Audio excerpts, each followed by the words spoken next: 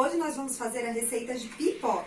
E para isso nós precisamos de uma panela grande com tampa, óleo, milho para pipoca e sal.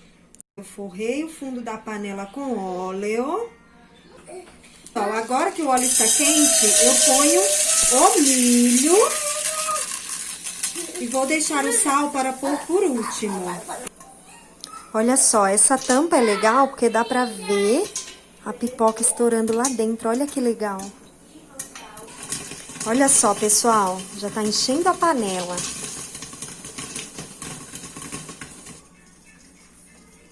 Olha só, uma panelona de pipoca.